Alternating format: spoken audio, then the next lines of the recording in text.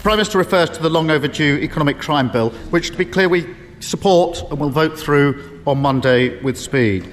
The key plank to that bill is a register of who truly owns property in the United Kingdom. Keir Starmer, the leader of the opposition. But it doesn't come into force for existing owners like Shuvalov until 18 months after the bill passes.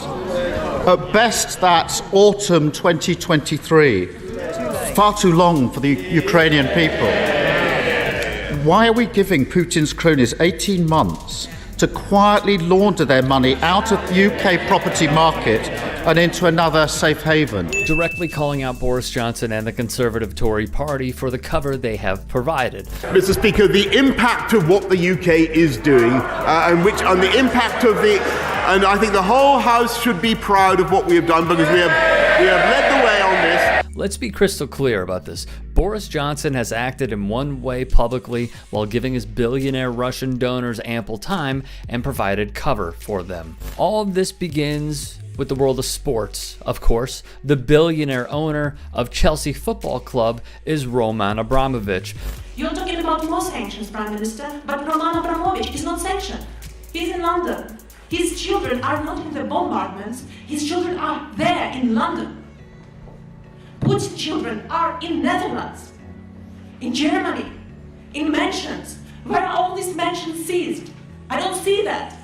I see that my family members, that my team members are saying that we are crying. This is Ukrainian journalist Daria Kalinuk speaking from the heart, confronting Boris on his lack of action. In relation to Mr. Abramovich, as part of HMG's Russia strategy aimed at targeting illicit finance and malign activity, Abramovich remains of interest to HMG due to his links to the Russian state and his public association with corrupt activity and practices. As you saw in a recent piece of ours, Labour MP Chris Bryant read of a leaked 2019 Home Office document that show Abramovich used his fortune for political influence. At the time, he said Abramovich shouldn't own Chelsea. Johnson, who lectured the opposition of his sanctions, claimed he had placed sanctions on Abramovich, which was a surprise to Bryant, who objected and called out the Prime Minister. After receiving backlash, a Johnson staffer later claimed the record would be corrected. After seeing the BS, Starmer asked Boris of Abramovich, well, why on earth isn't he facing sanctions?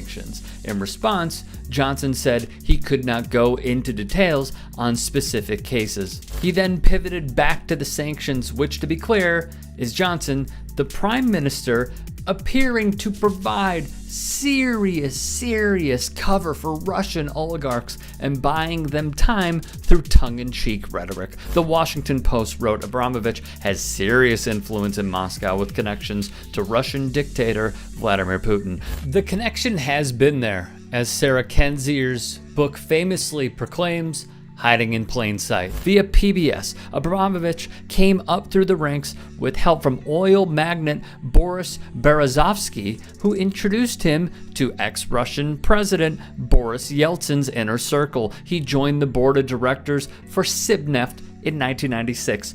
Berezovsky's most prized oil holding, and was later put in charge of the company's Moscow offices. Here's the important part. After Berezovsky fell out of favor with the new Putin regime, Abramovich took over his patron's oil assets and the country's largest television network. When this occurred, Abramovich emerged as an oligarch in his own right.